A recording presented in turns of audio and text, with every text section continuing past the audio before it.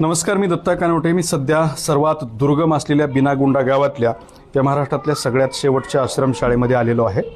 हे किती दुर्गम ठिकाण आहे. आधी तर ह्या शाळेतले हे सगळे शिक्षक युनिफॉर्ममध्ये आपल्यासमोर थांबलेले दिसतात आणि किती दुर्गम आणि किती जंगलामध्ये बघा की या शाळेचं जर आपण कंपाऊंडच्या बाहेर नजर टाकली तर सगळीकडे जंगल दिसतंय आणि त्याच्या समोर जर बघितलं तर हे उंच मोठे मोठे डोंगर आहेत आणि हे अबुजमाडमधले डोंगर आहेत. म्हणजे हा भाग म्हणजे नक्षलवाद्यांचा गड मानला जायचा अगदी 4 महिन्यापूर्वीपर्यंत हा सगळा परिसर आहे. आणि मुख्य रस्त्यापासून हा भाग जो आहे तो किमान 40 किलोमीटर पुढे आहे आणि जो शेवटचा रस्ता येतो तिथून बिनागुंडा हे 18 किलोमीटर आहे. म्हणजे 18 किलोमीटरच्या परिसरामध्ये बिनागुंडाला येण्यासाठी रस्तेच नाहीत.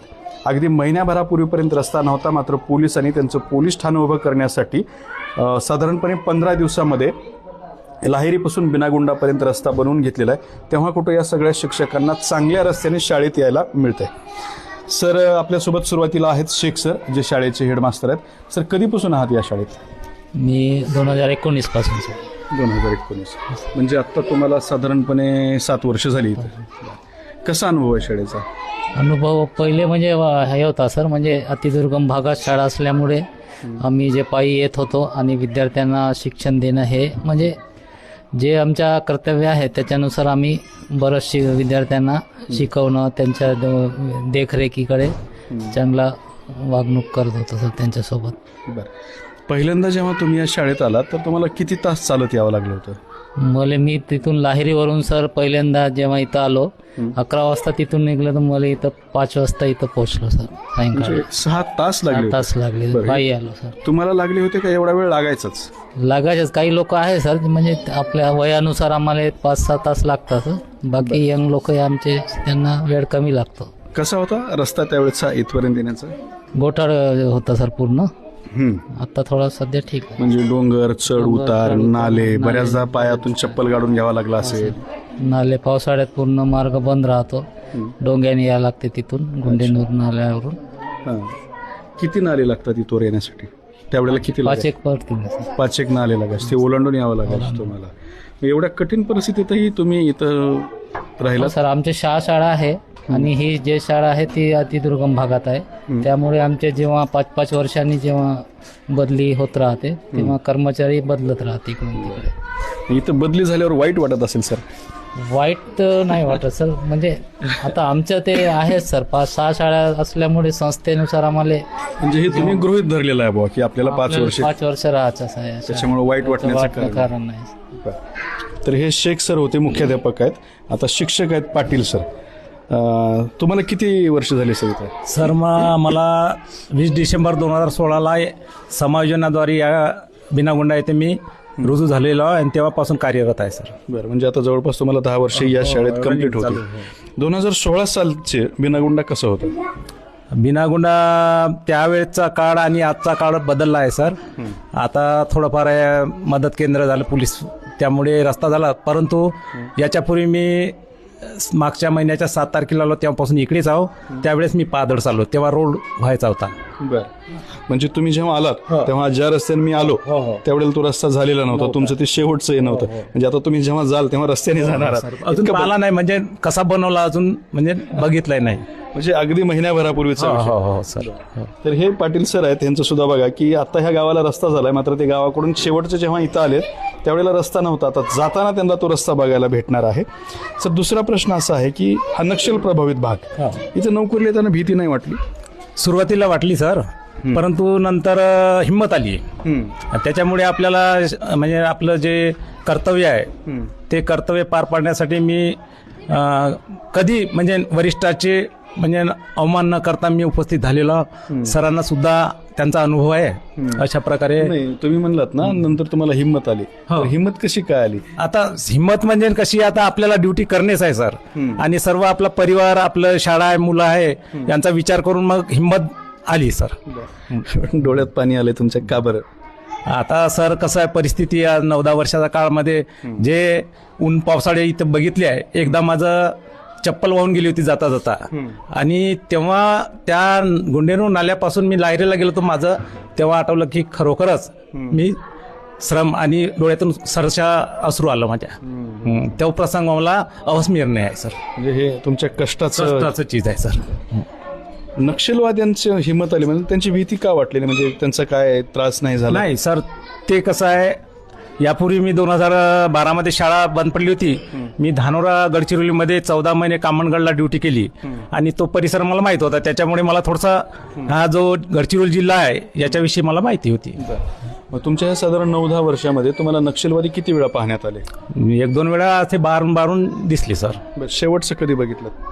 1-1.5 वर्ष झालं नाही बघितलं. म्हणजे जाताना येतानाच बघितलं? हो सर. पण त्यांचा कधी त्रास शाळेत? नाही, त्रास वगैरे इथं येत नव्हते. आता बाहेरून ते आता माहित नाही कुठे त्यांचं वास्तव्य होतं हे काही आपल्याला माहित नाही सर. शाळेत कधी आले नाहीत? शाळेला त्रास नाही? नाही सर. आणखी एक सर आहेत. सर तुमचं नाव? कोडापे सर. कोरापे. कधीपासून आहात इकडे? मी 2021 पासून आहे. 2021 म्हणजे तुम्हाला 5-6 वर्ष झाली आता. कसा अनुभव आहे तुमचा? नाही, याच्या आधी मी आपल्या शाळेमध्ये कोटमी ही शाळा आहे, या शाळेमध्ये मी कार्यरत होतो. तिथे ही परिस्थिती अशीच होती जिथे आता इथे जास्त आहे पण तिथं कमी होती. पण जसं नक्षलवाद होता त्यावेळेस नाही का हा फर्स्ट तर तो कोटमी नाही का सेकंड असं म्हणायचं. तिथे पण आता असाच होता. त्याच्यानंतर 2015 मध्ये तिथे पोलीस स्टेशन झालं कोटमीला. त्याच्यामुळे तो अनुभव मला होता, त्याच्यामुळे मला तेवढी अडचण भासली नाही इथे. अच्छा. पण तरी इतक्या दुर्गम भागात आपल्याला नोकरी करावं लागतोय, वाईट नाही वाटत याचं? नाही, वाईट नाही सर. आता मी याच परिसरातला आहे. त्याच्यामुळे तुम्ही आदिवासीच आहात, त्यामुळे काही तुम्हाला त्याच्यामुळे एवढंच का जाण्या येण्याचा त्रास होतो. जसं सरांनी सांगितल्याप्रमाणे नाही का पायी जावं लागत आहे. कधी कधी पावसाळ्यात सुद्धा नाही का कधी येता जाता नाही का वादळ वारा येतो. कारण येण्यासाठी जवळपास 4 ते 5 तास लागतात. त्या 4 ते 5 तासामध्ये कधी कधी नाही का म्हणजे परिस्थिती ही कधी कधी बिकट होऊन जाते. कधी विजांचा गडगडाट होतो, कधी जोराचा पाऊस येतो. त्याच्यामुळे बॅग्स राहतात आमच्या मागे. तो म्हणजे तो त्रास व्हायचा, तरी पण इथं येऊन नाही का आम्ही सुखावत होतो. परिसर वगैरे त्याच्यामुळे आनंद वाटायचा. हे एकदम तरुण अधीक्षक आहेत सर, इकडे शाळेचे अधीक्षक आहेत. त्यांचं आणखीन लग्नही झालेलं नाही, 2 वर्ष झालं ते या शाळेमध्ये काम करतात. इतक्या दुर्गम भागात या कमी वयात शाळेला यावं लागते. काय इथं नोकरी मिळाल्याच्या नंतर पहिल्यांदा काय वाटलं? मला माहीत होती इथं परिस्थिती अशी आहे, कारण मी नोकरी मध्ये येण्यापूर्वी सर्व परिसर फिरला आहे. त्याच्यामुळे मला असं काही वाटलं नाही की मला इथं जायचं आहे, मी कसं राहीन असं नाही. आणि एक तर मानसिकता बनवलं आहे की इथं मला काम करायचं आहे, मुलांसोबत दिवस काढायचे. त्याच्यामुळे मला फार असं काही वाटत नाही की बिकट परिस्थितीमध्ये कसं दिवस जातील, एवढा मी विचार करत नाही. पण इकडे येताना म्हणजे मी जरी आहे, मला बिनागुंडाला जायचे म्हणलं तर माझ्या डोक्यात पहिल्यांदा येतो नक्षलवाद हा विषय आणि किंचित भीती वाटते. नक्षलवाद हा विषय आल्यावर तुम्हाला कसं वाटलं? आता नक्षलवादबद्दल बोलायचं झालं की त्याच्याबद्दल मी नाही सांगू शकत. म्हणजे मनात भीती वाटली का काही? नाही, असं कधी काही वाटलं नाही. कारण माझं बालपण अशा क्षेत्रामध्ये गेला. मी बघून होतो की नक्षलवाद वगैरे काय असते. त्याच्यामुळे त्यांच्याबद्दल फार एवढी भीती काही मनात पूर्वीपासून होतीच नाही. कधी दिसले, भेटले नक्षलवादी, काही चर्चा कधी? नाही, इथं तर मला कधी दिसले नाही. पण मी लहान असताना बघितलं आहे, त्याच्यामुळे त्यांच्याबद्दल असं काही भीती वगैरे नाही काही. पण आता छान वाटतंय ड्युटी करायला इकडे, मजा येते आणि मुलांसोबत दिवस निघून जातात. पण हे जग नेटफ्लिक्स, यूट्यूब, फेसबुक, इंस्टाग्राम हेच आहे आणि तुमचं वय नेमकं तेच आहे. कसं आहे सर, मी आत्ताच इथं आलो आहे, मला काही फार वर्ष झाली नाहीत आणि मी ते दुनियादारी पाहिली आहे की नेट आणि हे सर्व इंटरनेटची दुनिया पाहिली आहे. आणि मला त्यामुळे ही शांती बरी वाटते. कारण मी अनुभवलं आहे की काय असते ते. त्याच्यामुळे इथं आलं की निवांत आणि बाहेरचं काय चाललंय त्याच्यापासून थोडं माणसाला शांती मिळते. त्याच्यामुळे मला तेवढं काही वाईट नाही वाटत की अजिबात आकर्षण नाही त्या गोष्टीचं. आता या सगळ्या शिक्षकांमध्ये या शाळेमध्ये एकमेव महिला उपाधीक्षक आहेत, या मॅडम आहेत. त्यांचं नाव आहे लता वड्डे. तुम्ही आदिवासीच आहात, ह्या गावामध्ये तुमचे नातेवाईक पण आहेत? हो सर. बरं, तुमचं गाव कोणतं? माझं माहेर आहे हेमलकसा आणि सासर आहे बेजूर भामरागड तालुक्यामध्ये. बरं, नोकरीच्या आधी तर कधी आलतात का ह्या गावात? याच्या अगोदर तर मी नोकरीच्या अगोदर आली नव्हती. नोकरी जॉईन करायच्या अगोदर मी फक्त शाळा कशी आहे म्हणून पाहायला आली सर. बरं, मग शाळा कशी आहे असं नोकरी मग त्यावेळी शाळा बघितल्यावर काय वाटलं? मग मला वाटलं गाव थोडंसं बरं वाटलं. मी एप्रिलमध्ये जॉईन झाली त्याच्यामुळे मग चांगलं वाटलं एरिया. म्हणून मग माझ्याच एरियातले आहेत आणि माझेच एक आदिवासी बांधव म्हणजे मी त्याच कुटुंबातले असल्यामुळे मला काही वाटलं नाही. मग मी जॉईन करायला 3 एप्रिलला आली सर. आता आपण बघू शकता की हे सगळे शिक्षक आपल्या समोर आहेत. हे शिक्षक नक्षलग्रस्त भागामध्ये या सगळ्या शिक्षकांनी विद्यार्थ्यांना शिकवण्याचं, त्यांना पोटभर जीव खाऊ घालण्याचं काम केलेलं आहे. बंदुकीच्या टोकावरती ज्ञान देण्याचं काम जे शिक्षक करतात त्यांचं कामसुद्धा नक्कीच सीमेवर लढणाऱ्या सैनिका इतकंच महत्त्वाचं मानलं पाहिजे. थँक्यू.